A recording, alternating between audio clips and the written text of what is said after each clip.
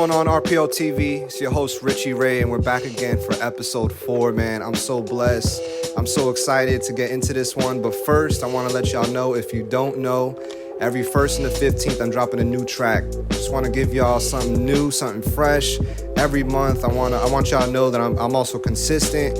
I got tracks on tracks on tracks. Shout out to my producer, Chris Rose, Rose Garden Productions. Shout out to Trap Cobain on the engineers, the ones and twos. And today I got blessed by somebody that knows Trap Cobain. Trap talked a little bit about engineering and being with him and making music. And so I'm really excited and blessed to have him. Today we have my boy Guzz in the house, owner of Exodus Talent Management. And I want to welcome to RPL TV episode 4. What's good, man? Hey, how you doing? I appreciate, y'all bringing me here. I'm doing pretty good right now. I just got back from the gym, and I'm just trying to stay focused, Yeah, for sure, bro. We could jump into it because I think it's kind of dope. Trap came through and he shared the whole experience of you getting Jim Jones on. Yeah. That's dope, man. Congratulations. Yeah, I appreciate That's a big, real quick, put the mic a little bit closer when you speak. Yeah, I appreciate that. What ended up happening was that I was just at the mall, the Millennia, and we had went to the stores, me and my wife, and I was just hanging out, and when we were done at the Apple store, we had left, and we happened to run into him. Like, literally, he's at the Millennium Mall. Yeah, like he's what, like buying Gucci or Louis or something? No. I was walking out of the Apple store, and he's like walking past us, and for some reason, like, my wife runs into him, because we're looking to the left and he's walking towards the left, you know what I mean? So when we walk out, we're looking this way and he just comes in and just, we just bam, but oh wow, that's crazy. Yeah, like, wow. But it's like Jim Jones in Florida, in Orlando. His whole squad, like, he had like a little, like, his manager and his peoples and whatnot, and but they just keep walking. We're like, oh, cool. And then when I'm looking to the side, I'm like, babe, that look like Jim Jones. And she's like, who? And I'm like, the guy that just, you know what I'm saying? And she's like, that is him. And I'm like, nah. So anyways, I know how she is. She always tells me to leave people alone. So I was like, you know what? I'm going to leave him alone. But when we're walking towards our car, because we're leaving, he's walking the same direction. So I'm like, man. Anyways, he makes a left. He goes inside this one store, and we leave. Like, we make it, like, to the parking lot. We go inside the car, and we see these splinter vans. You know what I'm saying? Like, my wife's like, oh, I bet you that's his, or, like, that's his people's or whatever. And I was like, probably. So anyways, I see one of the guys, like, walking out. Like, one of the guys that was with him, I see them walking out of the place, and I'm like, oh, damn. But literally, they were, like, in the same parking, like, lot that we were in. So I was like, you know what? I was like, babe, I know you don't like this shit, but I'm about to go over there and talk to these people, you heard? Because I know they about to come out that side. Like, I know. Mike. Oh, my bad. Yeah. I know they're about to walk about, like, this side, because the guy came out. I was like, babe, was that guy with him? And she's like, yeah. And so the guy was like, I see him, he jumps into the splinter van, and I was like, babe, how much you want to bet they're going to go pick him up right over there? You know what I'm saying? Because they know that he's going to come out that way. So I was like, you know what? Let me go over there. So I go. My wife's looking at me. I'm like, man, whatever, bro. Because I had an opportunity with Busta Rhymes over there in L.A. at a Louis store. But my wife, again, same thing. You be in the Louis stores, bro. See? Yeah, no, but you got to understand, like, I left Busta Rhymes alone. I was like, damn. No, not Busta. Yeah, I left him alone. That was a guaranteed hit. No, I wanted to. I'm telling you. We got the picture and everything. Because my wife was clowning because he had, like, he still had the wired headphones. And my wife's like, why doesn't he have Bluetooth? Like, what's going on? Like, you know what I'm saying? Like what? That's how I feel at the gym. I'll be having the wire. They're like, yo, who's this guy? I'm like, babe, why you hating? That man old school. Leave the man alone, bro. That man, you know what I'm saying? But he was cashing out at the Louis store, so I was like, all right. But anyways, I left him alone. But back to the Jim Jones thing. So I see the guy. I walk towards where I see that he's going to go pick up Jim Jones. I'm waiting, boom. And then I see Jim Jones walking, like, he hits the corner with, like, his security and his manager. And I'm like, damn. I'm like, okay, this is the moment. I'm like, all right, boom. I walk up. I'm like, yo, how much for the feature? And Jim Jones looks at me. He's like, yo, you serious? And I'm like, yeah, I'm serious. Like, what do you mean? He's like, yeah, for real, for real. I was like, all right, yo, we going to a show tonight, but we could probably link up later on tonight and talk business and blah, blah, blah. And I was like, oh, all right. I was like, are you for real? He's like, yeah, get my number. This is my manager. So he introduced me to his manager. And then me and his manager started chopping it up. And then I got his number. From there, they had went to a show in Lake Nona. I don't know if people know that he was over at Lake Nona doing something with Mano and his whole little squad. And then from there, later on that night, I met up with him at a studio. And then I had gotten him to basically record his vocals on a instrumental that me and my partner worked on. And like basically I'm still in the works of it because I want to make sure, but we had the base of it. So I guess the foundation, so that we could get his vocals on it. And then now I can like mix and master and then start adding and doing different things to it. But that's a work in progress. Wow, it's so funny, bro. You said, how much is the feature? Yeah. This dude is like, he looked at you like, money? Like, you know what I mean? Like, actually, I feel like that's a good way to actually approach him, to be honest. Because it's like straight to the point. He ain't got time. He's about to be out. Well, I mean, you know how Jim Jones is. He's about his bag. You know what I mean? Everybody knows how, the people that know how I am, I'm all about business. I'm not going to waste nobody's time. Like, I'm not going to, if I want to do something or get something accomplished, I'm going to get it done. You know what I mean? So I'm going to do everything I can. Whether and I'm not gonna just go over there and just waste somebody's time, like, yo, check out my talent, or yo, da da da da da. Nah, I'm gonna be like, yo, how much for the feature? Can we talk business? Facts. Let's do this. Like, what's up? And the thing is that I feel like they respect me more in that aspect because they see that it's business. Business is business. Right. At the end of the day, any independent artist that thinks that they're just gonna get a feature by a big person without handling business, that's crazy. Because nobody's gonna sit there and just waste, especially a professional artist, a person that's already a legend, like a living legend. You know what I mean? Like, you can't just shout out Jim Jones. Yeah, you can't just Dipset. Yeah, you cannot approach these veterans like that and just be like, yo, check out my record, yo, check out my no. If you're serious about it, if you saved up some money, if you got something, if you went to a bank and you opened up a business and got a credit limit and you got money to invest in your music and you believe in yourself, go do it. It's not hard to do, but a lot of people make it harder than what it is. You know what I mean? Facts, man. Congratulations on that. Hope to see that soon. Speaking about business, bro, you told me about Exodus Talent Management. If you want to break down a little bit about what you're doing there and the vision behind it, and what you got coming forth for that. Really, it all started with it's kind of like leaving my past behind.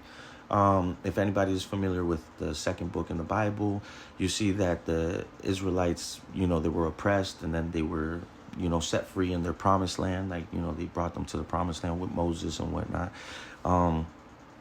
So there's just a lot of things that it means to me because I come from a very bad background, I guess poverty, a lot of drugs, a lot of crazy stuff, So it's just things that for me, when I made the company, I wanted it to resemble something or have a symbolic, where it's going to show people I'm trying to leave my past and I'm trying to grab a hold of my future, if that makes sense, Yeah. How does that... That's dope, man. That's awesome. How does that so that's the inspiration behind it? Yeah, it's using the metaphor of the oppressed. What would you say is your promised land? You know what I mean? I would say for me, your victory lap. I guess whatever God has intended for me, you know what I mean? I really don't know what, because I could say anything that I want, right?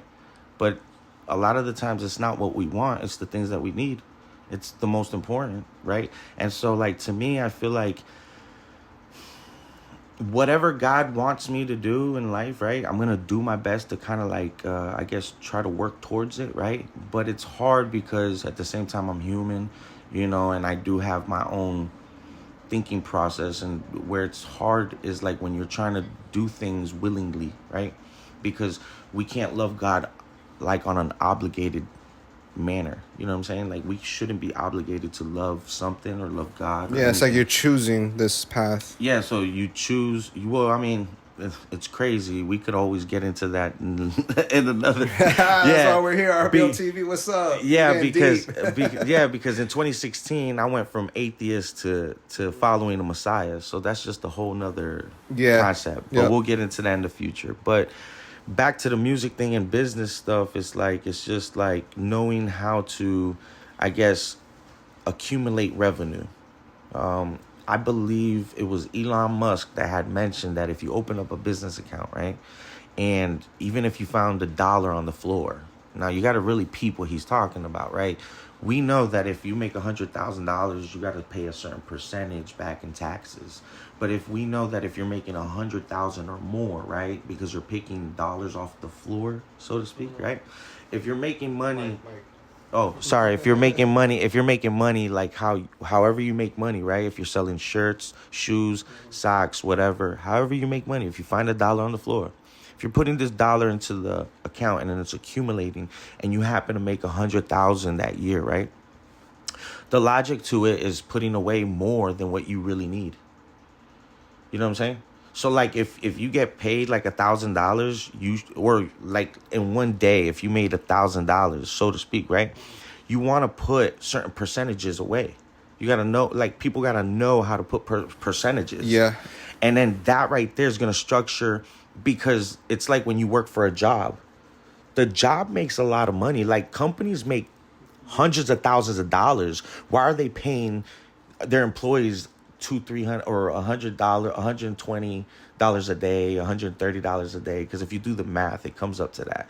$15 times 8 is like $120 or something, and then it gets taxed. So like if you really look at this, right?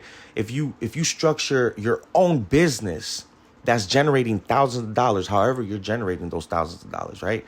And you pay yourself that $120 a day as an employee, but you do what you want to do.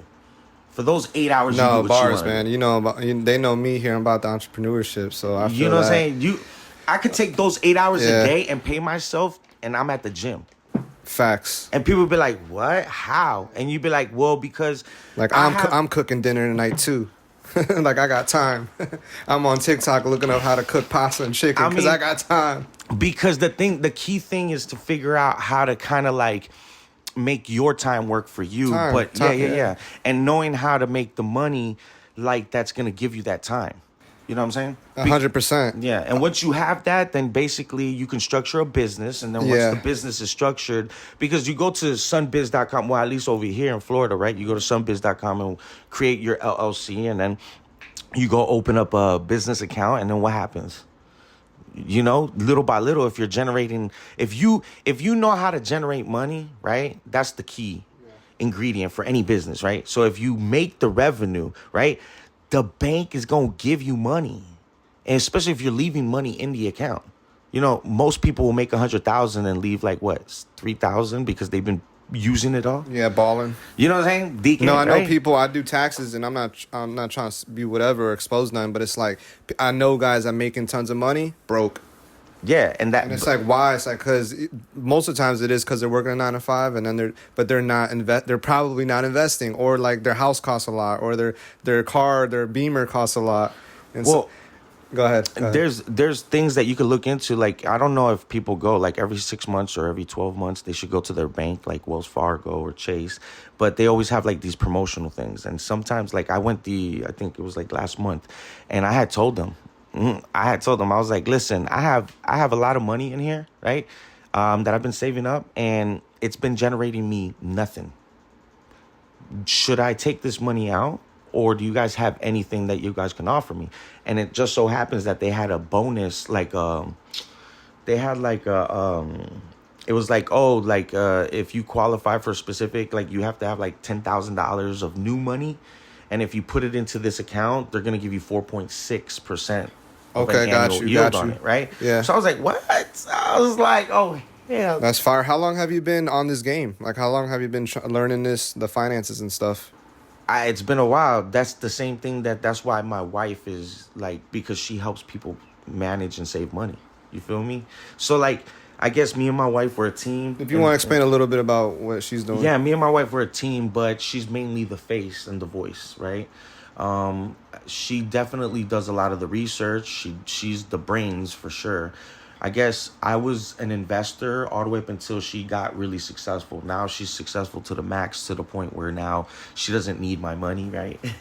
But bars. Yeah, she doesn't need building up the wifey. No, I mean at this point, I mean I could pass away and she's good. You know what I mean? Like she's situated, like beyond situated. You know what I mean? That's fire. That's dope. Yeah, Shout so out. it's gotten to a point where it's just like what's her name? Orlando QPON Queen. So it's like Orlando, and she's doing coupon queen. And she's helping people with the basically save and manage money, because there are little tips and tricks that she throws out with like credit cards and credits and this and that. But her main niche is the savings. But what me and my wife always came up with, like about 14 years ago, right, was that if we helped people manage and save money, then how could they, like how? Oh, my bad. if we managed to help, if we helped people manage and save money, then there's no reason for them to be dealing with the struggles of inflation.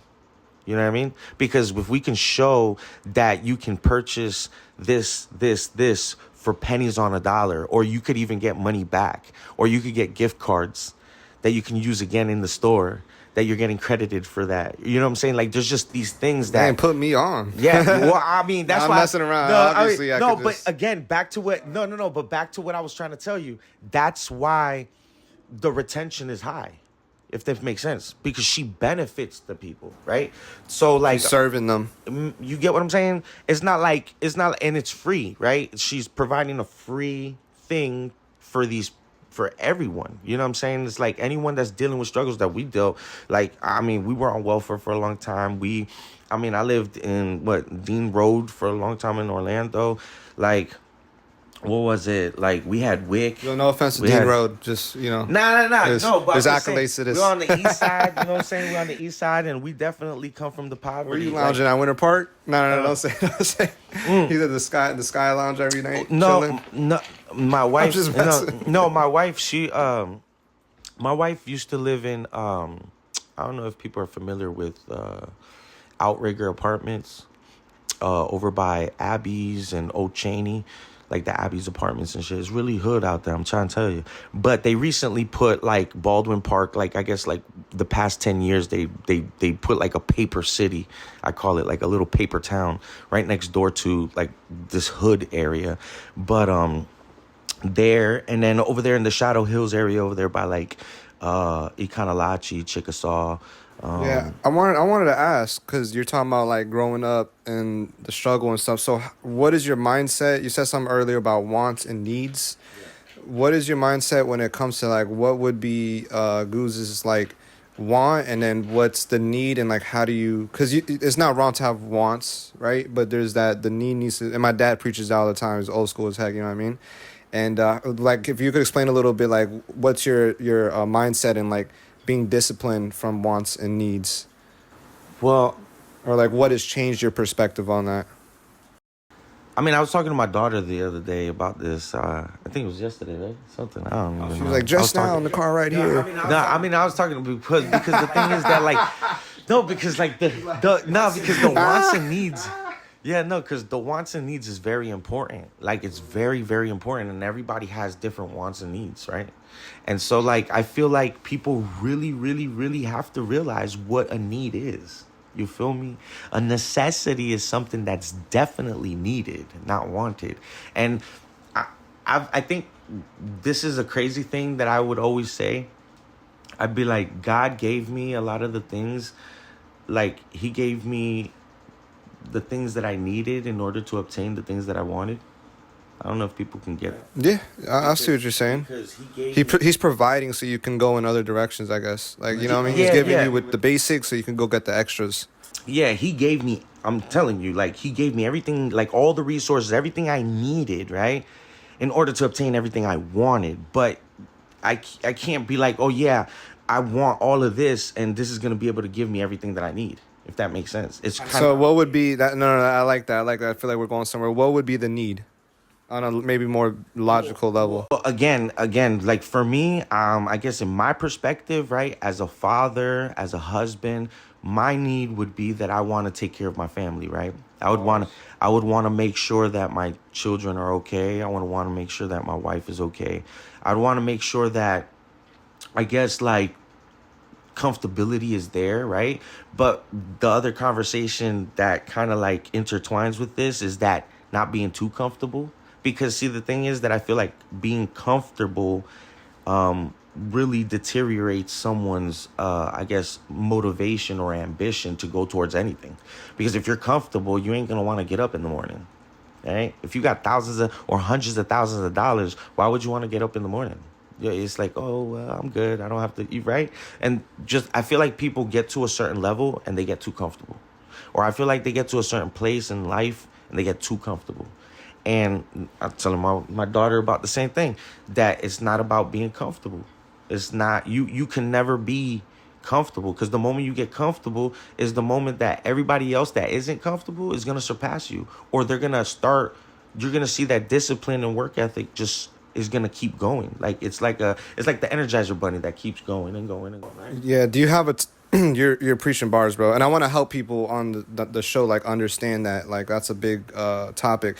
Do you have a time in your life where you were comfortable, or like you felt like maybe there was a push, like that you were like, all right, this is a new level? Because I feel like someone like you, and I feel like I've been in this situation too. It's like we could probably be hard on ourselves. And it's like sometimes your comfortability is different from someone else's comfortability. So what you feel like would be like a turning point where you're like, yo, I had to take this up a notch, and why? I feel like, I mean, everyone's gonna have their own why. I know people talk. We were talking about this again. It's funny. But a lot of I've witnessed that a lot of entrepreneurs and a lot of people, they talk about the why. I don't know if you know what I mean by the why. Like everybody in church school, like they're like, yo, always remember the why. Yeah, like what is your why, right? Yeah. And it's like that's really like what I think people need to really find out for everyone. Like they need to figure out their why. And then once they know their why, they're gonna definitely skyrocket. Like they just need to know. If you collaborate, like what would be your why?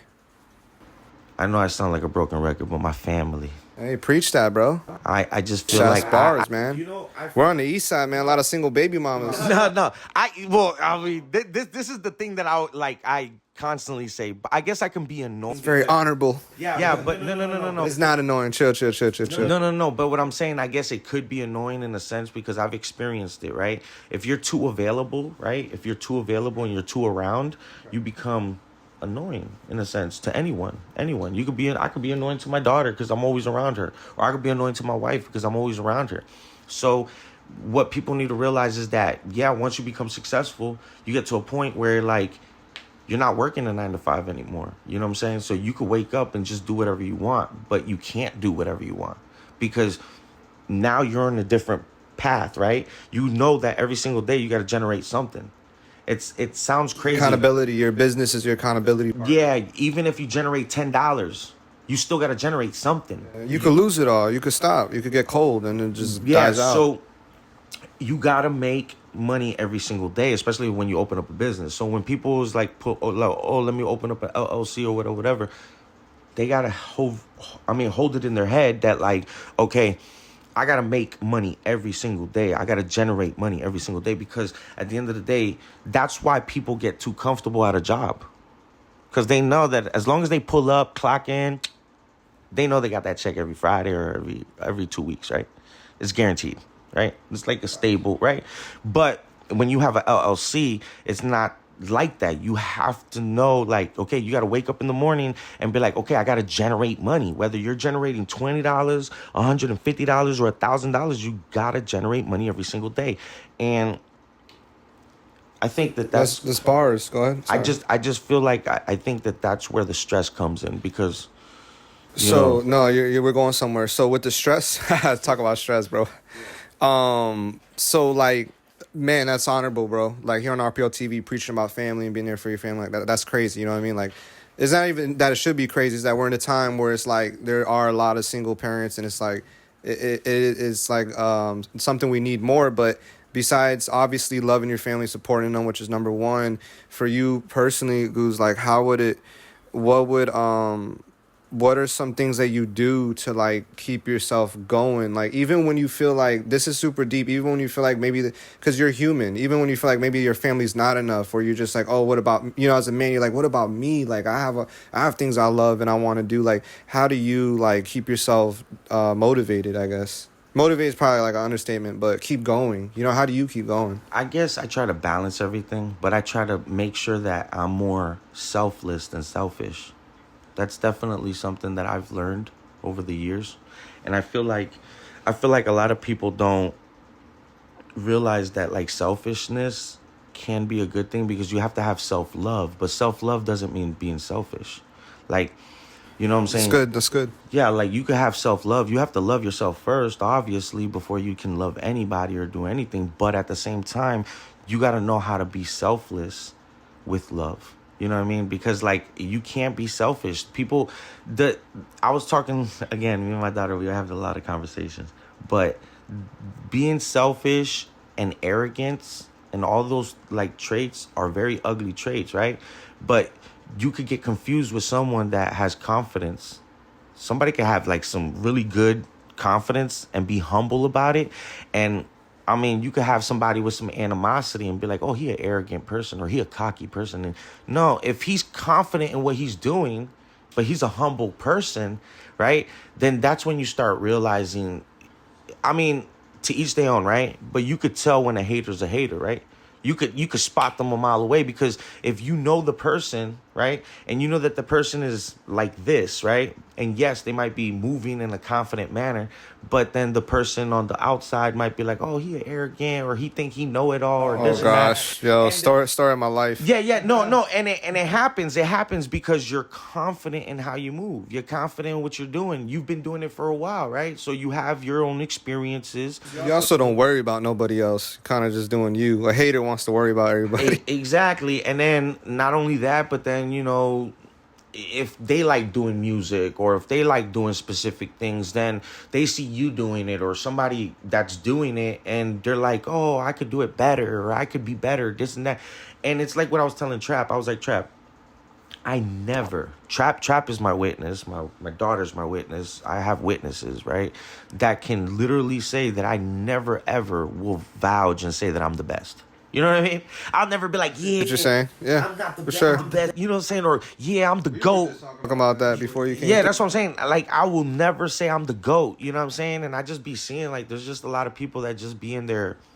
They be in. Try to move like a goat. Yeah, like they like, and I'm like, well, if your actions speak. I mean, I personally feel a GOAT is gonna move in silence, and I feel like a GOAT is gonna be quiet about everything they doing. Right now, this is the most vocal I've ever been.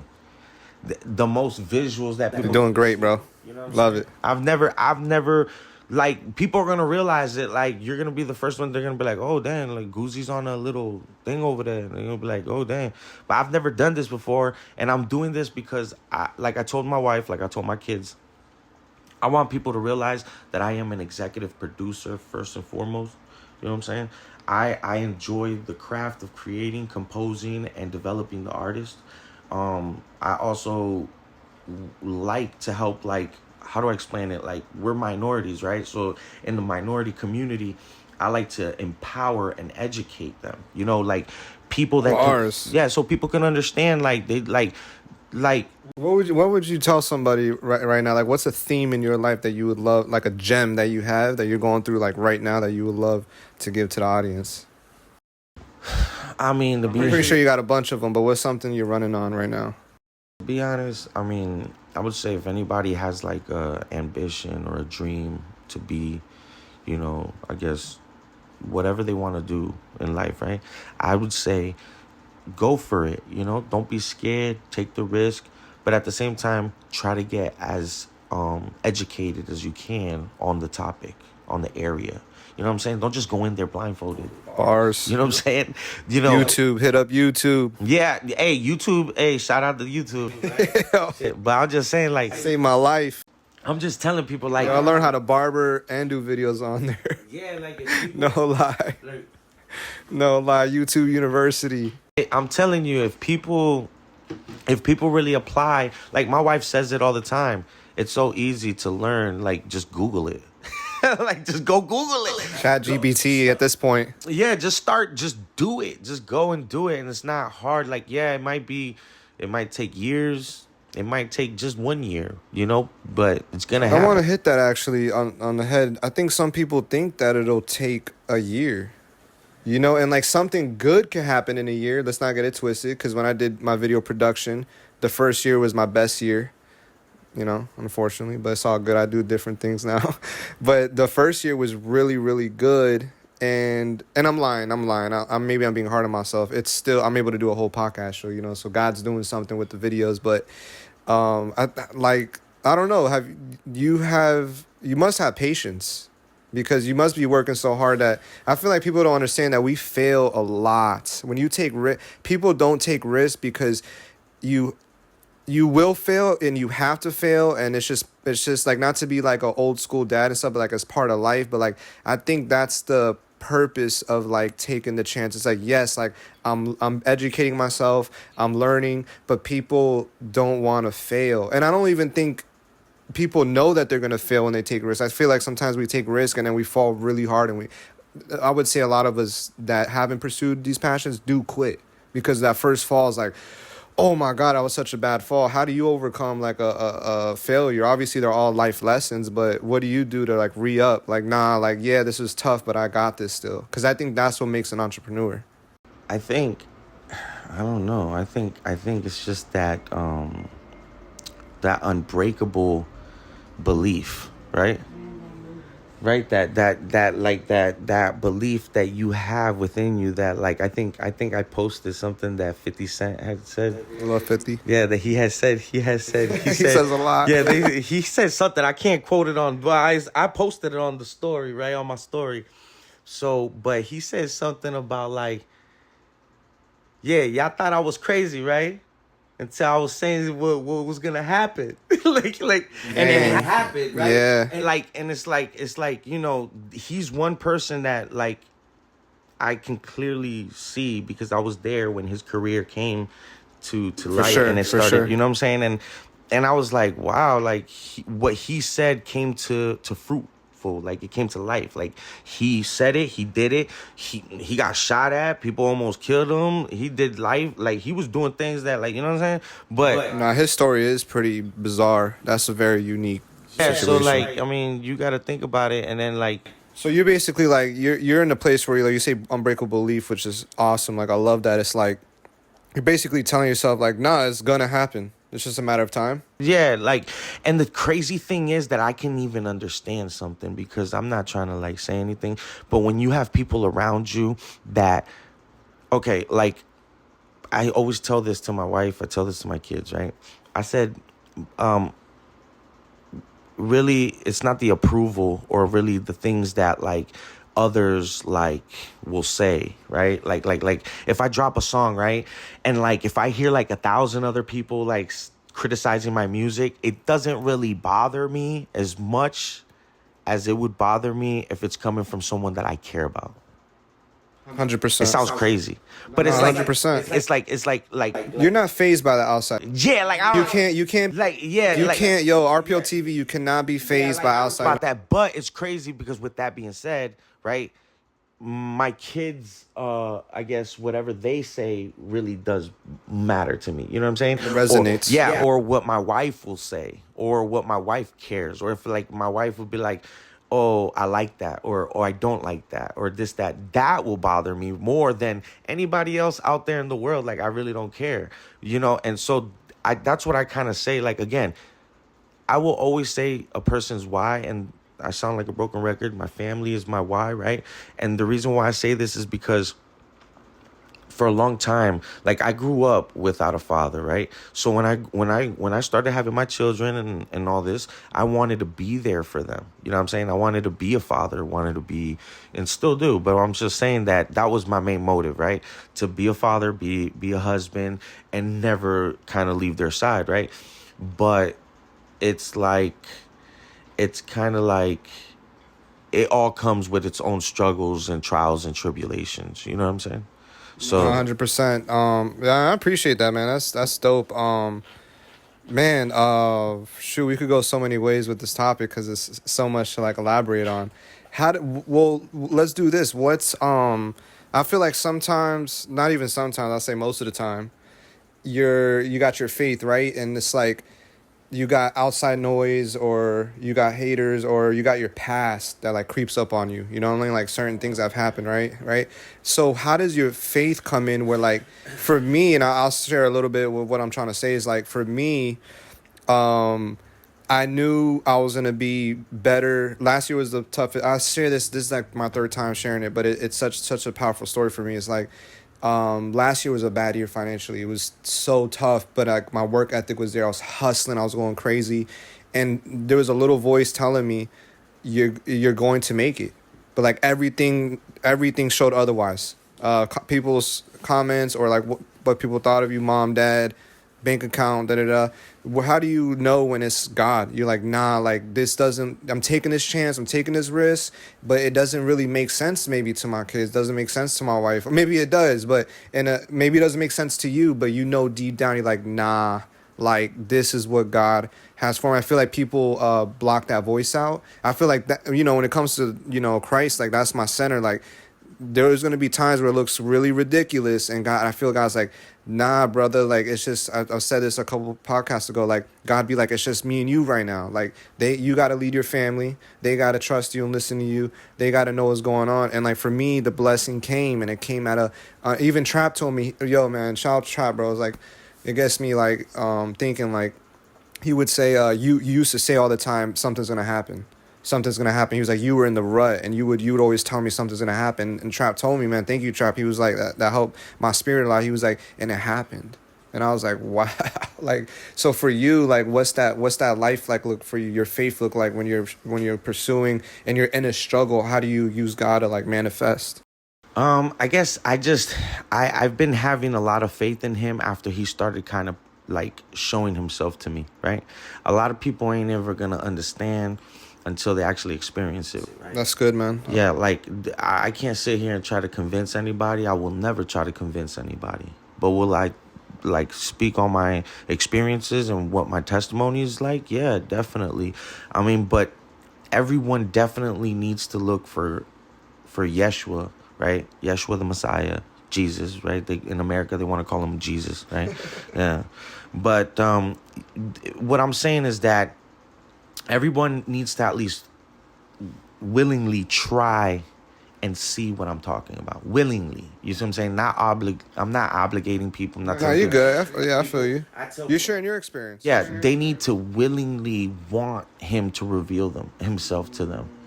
You see what I'm saying? They need to willingly want that. Like they need to, and then they need to willingly show like that they're gonna submit. It's not like, oh yeah, we have to have fear of God for sure. That is one thing for sure. That is the foundation of wisdom. But what people don't understand is, go ahead. But they just need to understand that they need to look for him wholeheartedly. They need to knock. But I mean, there's scripture. I mean, I'm not one to be like a Christian pastor to be like, yo, this one. You're educated though. You're educated. You ain't playing around. You're not just like throwing words in the sky. You read the word and like trying to educate. Nah, yeah, but what and apply and experience. Yeah, but with that being said, like I'm not perfect. You know what I mean? Like I know that there's a lot of things that I do a lot of self-development and self-working, and like I'm constantly just trying to just help people. I think that if people are looking for answers, I think it's easier than what they think, right? Wow. Yeah, it's a lot easier than what they think, because all they have to do is just go to him, right? And if they go to him and talk to him, then they're going to understand. But you know what's even more crazier?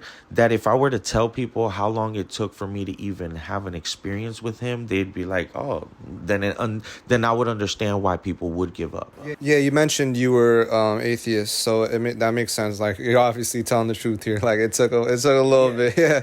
From 2016 down, I was an atheist. You know what I'm saying? Yeah. So 2016. Look, I'll tell you the date. October 9th of 2016, I became a follower of Yeshua. That's crazy. Mine is November 30th. I remember my day. You remember? That's pretty cool. I remember my day because I remember the experience. And then it wasn't even just that. Like, I kept having more experiences. And then, like, I could go down. But I like what you said. Yeah, but I like what you said, man. That's so powerful. You said you gotta willingly want him to reveal himself, and then you said something real powerful right after. You said, and also you have to submit, which is like bars, man. Because I think. And part of the submitting is that part of that submitting, it's kind of like a process, but part of that submitting is you forgiving others and forgiving yourself. You have to. If you don't do it, it's like the connection. You have to put the connections, and the only way you're going to connect is by doing those type of process. And that process is hard for a lot of people because a lot of people don't want to forgive themselves or forgive others. Yo, I can't believe you just mentioned that. I was praying the other day, and God was like, wow, I can't believe you just said that, bro. I was praying the other day, and dang, God was like, I got you, but you have to forgive yourself. Have to. And it's not just, it's like, it's the whole process. You feel me? Like, it's like if once people start going through these like little, you know what I'm saying? And they get the experiences. And then also, you know, I would say church is kind of like a plug connector, an outlet. Excuse me. It's like an outlet. If we had an outlet. Yeah. Church is like an enchufle. It's like an outlet. Excuse me. And the reason why I say that is because every now and then we have to plug ourselves in, right? And we have to receive the energy, right? Because a lot of people, they think that they could just walk around with the energy and that they'll have it. And it's not just like that. We go to church to get charged up, right?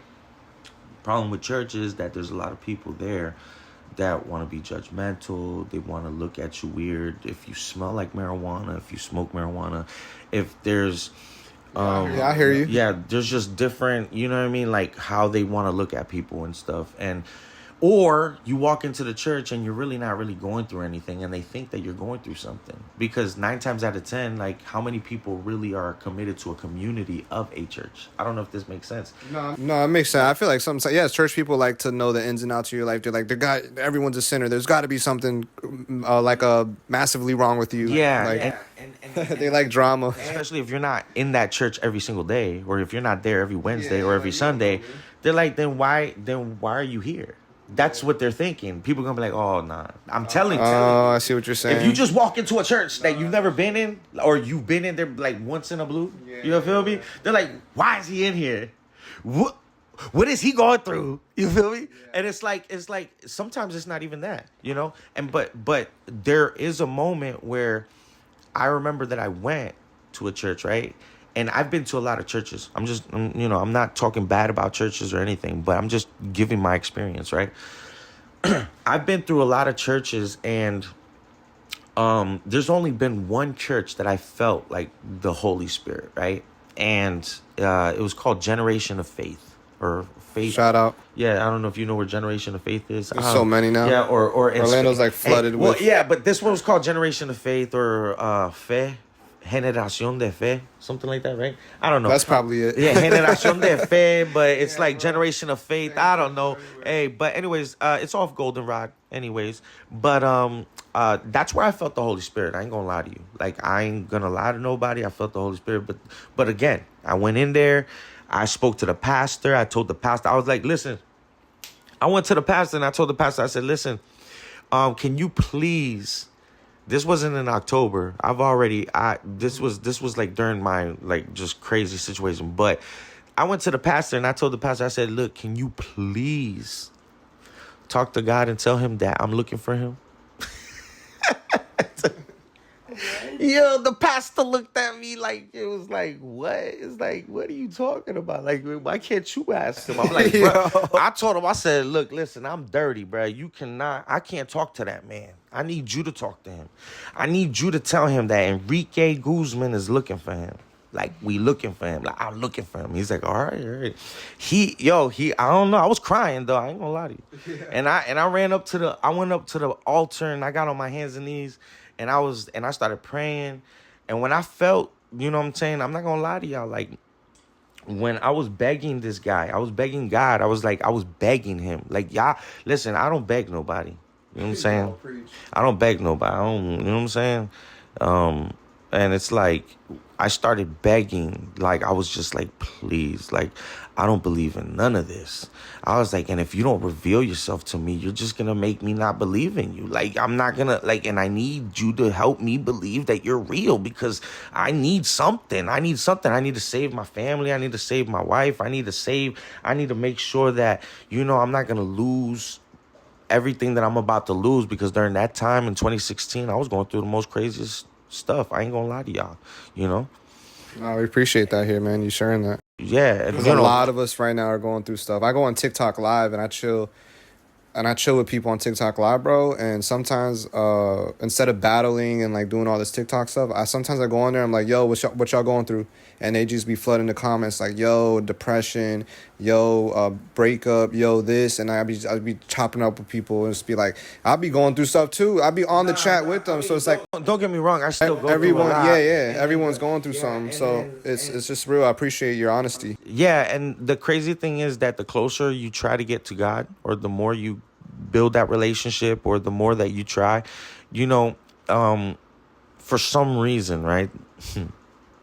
I don't even want to talk about him, but just so y'all know, El Diablo, the devil, right? Let me tell you something. If your life is going well, it's because he's helping you. I'm trying to tell you right now. People going to be like, if you're not going to God and talking to God, and I'm telling you right now, it's because of he's making sure that everything's going smooth for you. You know what I'm saying? And if things ain't going smooth for you, then it's because you got a lot of bad things going on, like really, really bad things that a lot of people need to dig deep and figure it out. You know what I'm saying? And dig that's deep, why, yeah, be real. And dig deep, because nobody, it's not like you could go to somebody and be like, oh, you need to change this, and this. No, a person already knows what they need to change. You know what I mean? They already know what they need to change. If a person lives in denial, that's a whole nother thing. You know what I'm saying? But once you start going to God, he starts revealing things to you. And that's why they say that the Bible's kind of like a mirror, and why people try to walk away from religion sometimes. Because when you look in a mirror, you can see your defects, right? You can look in the mirror and be like, oh shit, my nose crooked. Be like, oh damn, like, be like, oh damn, I got a pimple right here. Oh damn, right? And the Bible will show you your defects, and people will be like, oh, I don't want to look at it no more. No, that's facts. What's one thing that you and we'll wrap it up in a little bit here, but this is good convo, bro. Appreciate you. No, this is dope. You know, I think one thing I want to go home with is that I love to help people grow, and like that's the purpose of RPL TV. That's why I'm asking all these tough questions. Is like I think people don't understand, like something came to my mind, like when you go to God, I think the fun part, but also the challenge with God is like, yo, God's a God of taking chances. Like, God's a God of, like, taking risks. And the best part about it, bro, is that we're taking that chance with him. Yeah. You know what I mean? You're not just betting on your own money. You're not betting on your own talent. You're not betting on your crew of friends that might leave you eventually. Like, you're betting, you're, like, really going out to this life with God. But the thing is that I do learn that, dang, it gets difficult. Like, but I also realized, and I had to accept this. It was like, man, the more pain that I went through, as much as I hated, like the more wiser, and like the more I got to actually see what life really is. I don't know if you felt that way. Maybe you collaborate a little bit on like, I know we talked about it, but at this point I'm just trying to share something personal. Is like the more pain and the more struggle brought forth like more like a better vision. You know, and like it's crazy to think, because a lot of people, I mentioned earlier, they don't want to go through the pain and the struggle, but it's like when you're in when you're in the struggle and in the pain, you're in that pocket with God. Because at the end of the day, he died on the cross, so it's like, it's not a beautiful, like, it was not glorious at all. His friends betrayed him. He went and prayed alone. He ended up being persecuted, and I think, you know, we lose our vision on that, like. That's kind of what Christ went through. And like when we go through it, it's like, no. And it's like, nah, like that's actually kind of like the whole meaning of life. You feel me? So. Nah, it's facts. It's facts. Like, you run away from pain, I guess is what I'm trying to say. Yeah, pain. To face yourself and forgive yourself is going to be a little painful. Like, kind of got to face it. No, it is. I mean, I get a little, if anybody, you know, on my new EP, Oh yeah, let's wrap it up with that actually. Yeah, my new EP. I came out with 5 new tracks. Right. I mean, I have another EP. It was my first one, but the second one came out, and I put a track in there. It's called Adolescent. And every time I listen to that song and I listen to it, even though it's not like, I don't know, I'm not saying that it's the best song of mine or anything, right? But it takes me back to when I was a little kid, right? And when I was a little kid, what people don't understand is that, like, I grew up, right? Like, I mean, I'm pretty sure there's a lot of kids that grow up like this, right? But I grew up around a lot of crack and a lot of, like, different type of drugs that, like, a kid shouldn't grow up around, you know? Like, and going into the bathroom and finding burnt spoons in the back of a toilet, or, like, you know, and considering the fact that, like, you know, you would think that you're in the hood and you're with like, some ghetto individuals that are uneducated, right? Nah. But you're with people that have bachelor's degrees in psychology and shit like that. Like, and people, and you be like, hold on. Like, you be like, you passed? You feel me? Like, hold on. They got a bachelor's degree in psychology, but they over here smoking crack over here and selling all this. You know, so it's like, this is what I'm trying to tell people. Like, they don't understand that, like, I was raised by high IQ, like, individuals that were in poverty levels because of their decisions, not because of, they were like the smartest dumbasses, I say. You know what I'm saying? I'm sorry, but it's like, you know what I'm saying? Like how do you have a bachelor? Like, you feel me? Like, this don't make no sense to me. Like, you feel me? But hey, it is what it is, and that's how I grew up. You feel me? On the east side of Orlando, and I know because, yeah, like, I would stay in the streets. My brother joined the Marines when I was 9 years old. My brother's 10 years older than me. So when he was 19, he joined the Marines, and he, a year later, he gets deployed to Iraq.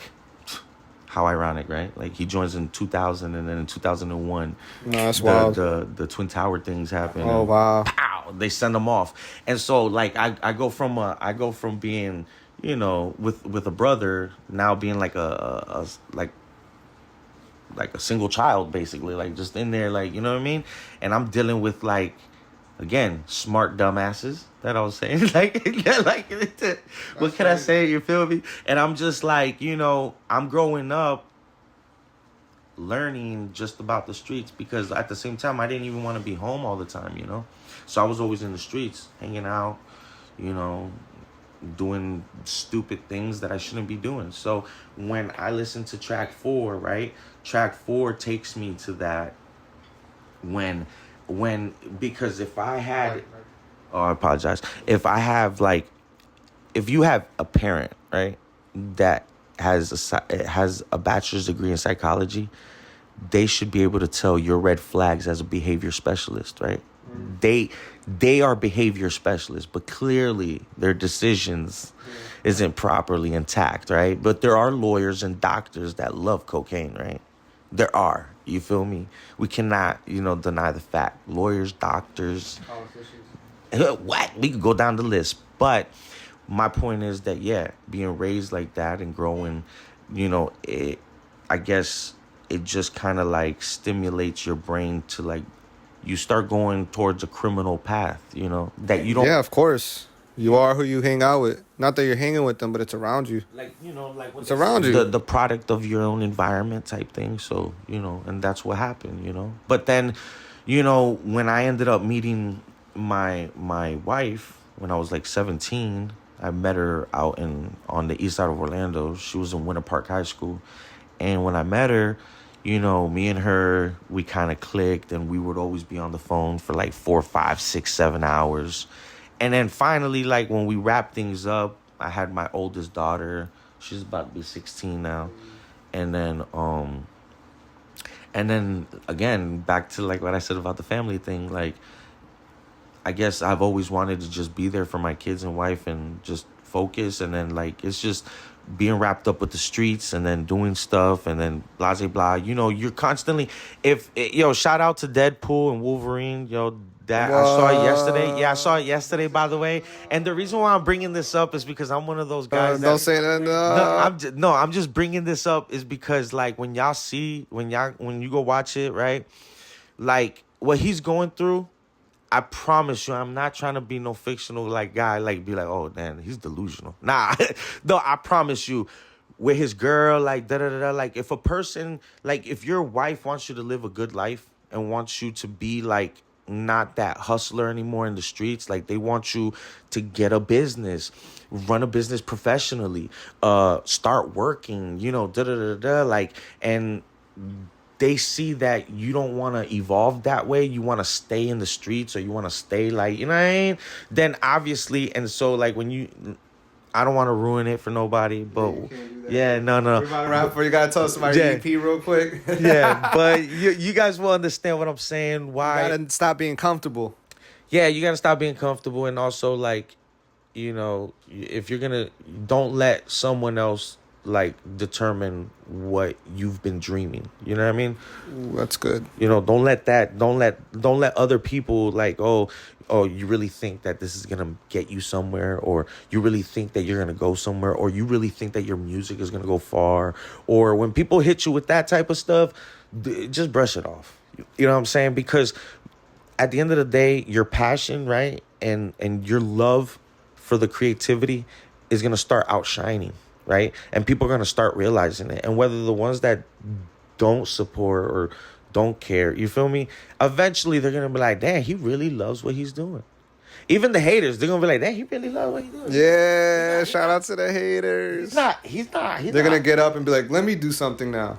Yeah, you're going to inspire a hater. Like, come on. Yo, that's crazy. You know, LeBron James, bro, expiring haters. That's crazy, but that's what you're going to expire a hater? That's what the title's going to be, how to expire haters. That's crazy. It's just, but it happens because the thing is, they're going to be like, they're going to see that their comfortability and their laziness is going to make you look like, damn, this cat's doing too much. I got to try to do more.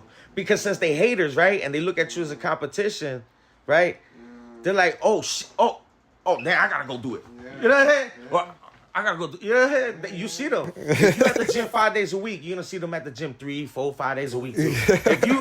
If you making music, you're gonna see them trying to go to the studio, trying to make music. Yeah, like, too. Oh, wow. If I'm telling you, if you hustling packs, they hustling packs too, and they got the best thing in the world. I'm telling you, everything you do, they're going to be trying to do the same thing, and then they're going to be hating on you about it. That's crazy, man. It happens. Yo, but I got an appointment coming up. I could be here all day, bro. Yeah, honestly, if my editing process was faster, excuse me, I could be here all freaking day. Especially, we could do like a part 2 or something. But yeah, man, let the viewers know, man, your music. You know, we be doing all this talk, but we could put the music in the bio. They gonna know about it. But let them know a little bit about Exodus and I'm sorry, is that what it's called? The EP coming out. Oh, it's Hip Hop's Not Dead. Ooh.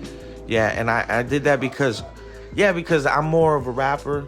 You know, I mean, I try to sing or whatever. I mean, I'll try to come out of my element, try to practice different things. But I remember you said something, I think, in the last interview, that to spend time trying to find yourself doing this, that, then third, I'm just going to do what I'm good at. You know what I'm saying? Like, so if I'm good with wordplay and rapping, that's what I'm going to do.